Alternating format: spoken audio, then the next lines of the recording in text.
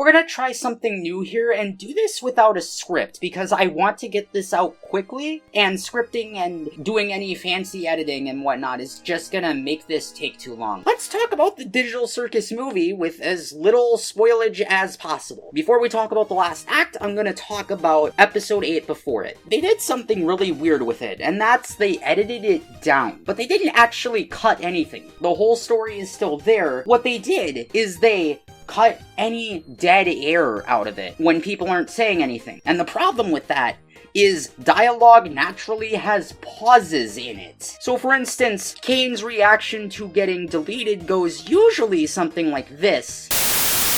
Initially, this is the part where I was going to put a comparison between the original upload and what I saw at the cinema. The problem is they replaced the YouTube upload too, and that's the part that really fucking confuses me. So instead, here's how it flowed in the cinema, and if you go watch it now... Wait. And this is how it used to flow. Wait. I was gonna ask why they did it at the movies, but you know what? Fuck that. Why'd they do it here? Did the cinemas demand it? Is Gooseworx getting back at the fandom by pulling a special edition? Like, the fuck, man?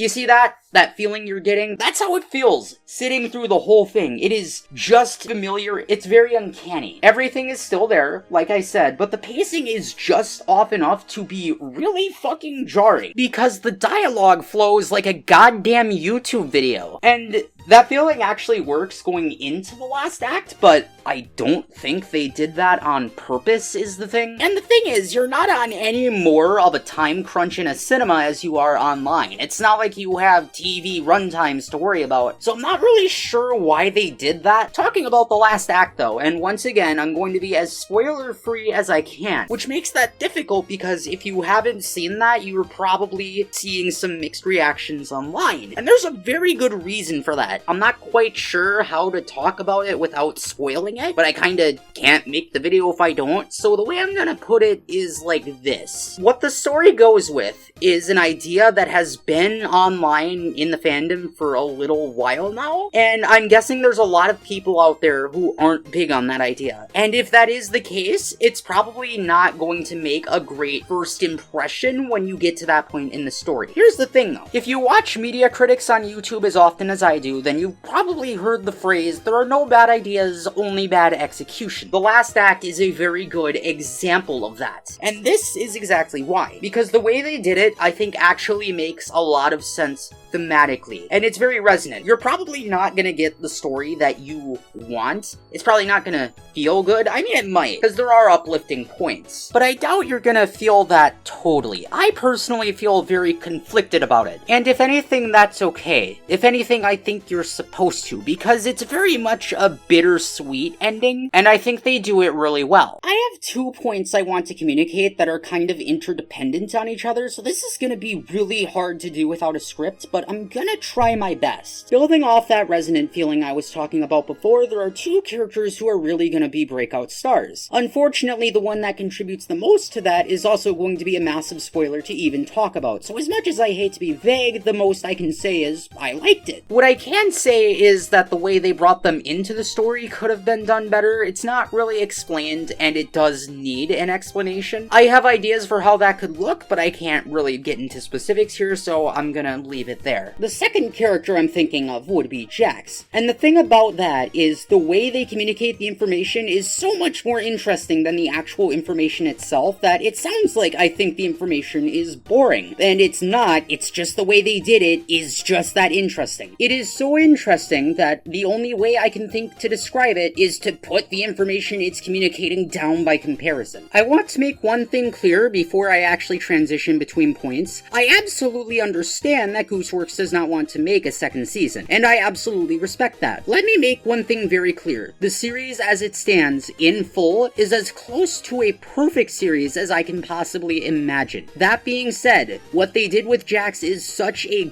good idea that I think just doing that with the other characters alone could sustain a second season. I absolutely disagree with Gooseworx's opinion that the story has hit a bit of a dead end, unless you mean chronologically. What this idea does is it makes me want a prequel season. One thing I will say is I think the transition into talking about Jax felt jarring at first, but I think it was supposed to. If you are able to, I highly recommend seeing this in cinema, if for no other reason than to be part of the conversation sooner, because I expect that there is going to be quite a bit of conversation around this episode, and around the series as a whole, now that we have the complete picture. I, for one, think a lot of that conversation will seem a bit salty and put off. And I want to say I understand why you feel that way. I think that's totally valid. With that being said, I think on an objective craftsmanship-like level, I think it's a really good episode. If you're a fan of the other characters, unfortunately I can't talk about them too much without spoiling a pretty major part of the ending. There aren't any surprises in store, but I think it's very heartwarming the way they went about it. In conclusion, do I regret spending the money to see it early?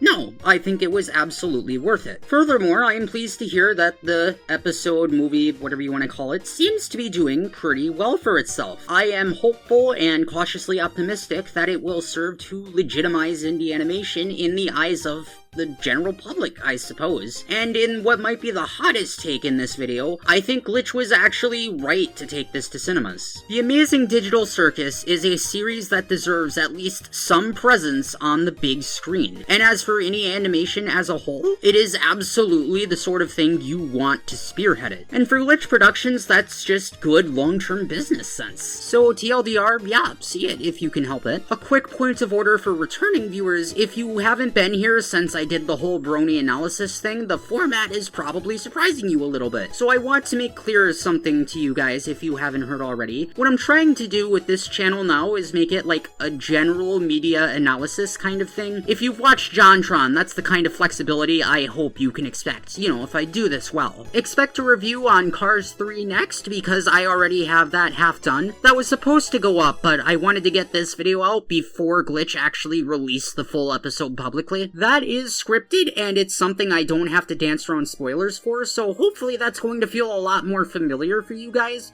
And with that, we now conclude our broadcast day.